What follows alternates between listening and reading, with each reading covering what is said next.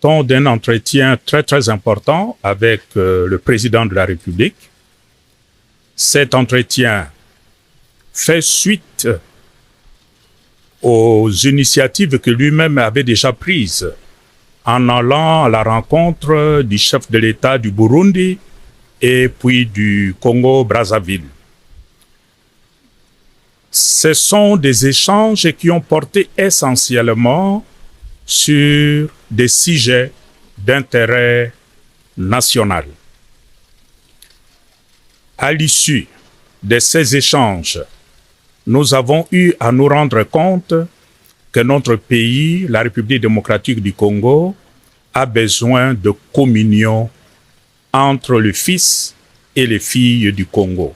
L'unité, la communion pour être solide, pour être fort. Comme vous le savez tous, notre pays aujourd'hui souffre d'une agression qui vient essentiellement de l'Est du Rwanda. Nous le savons. Mais comment pouvons-nous faire face à une telle agression si nous sommes divisés entre nous, les fils et filles du Congo? À l'issue de nos échanges et face aux enjeux, le chef de l'État, conformément à l'initiative qu'il avait déjà prise en allant trouver ses collègues chefs d'État de pays voisins, a levé l'option, et j'ai l'honneur de vous l'annoncer, le chef de l'État a levé l'option d'engager notre pays dans un dialogue entre fils et filles du Congo, un dialogue inclusif, naturellement aux conditions qui se préciseront chemin faisant. C'est l'occasion pour moi aujourd'hui, au nom de tous mes collègues qui sont ici, les chefs religieux, d'exprimer ma gratitude au président de la République qui, en tant que père d'une nation, d'une famille, s'est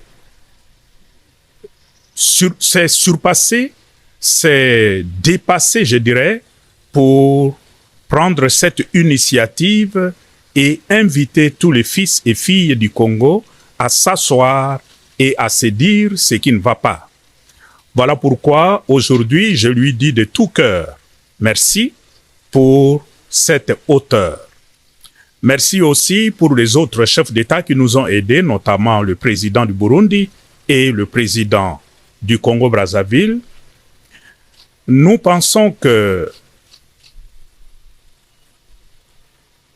après que le président a levé cette option, dès lors que cette option est levée d'aller à un dialogue inclusif entre fils et filles du Congo, c'est à nous tous,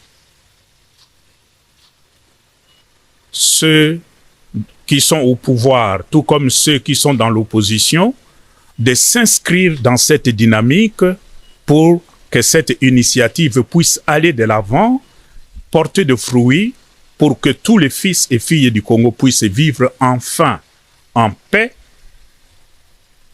dès lors que les motifs d'agression à notre pays seront aussi enlevés. Voilà, de façon synthétique, les contenus de notre rencontre d'aujourd'hui avec le chef de l'État.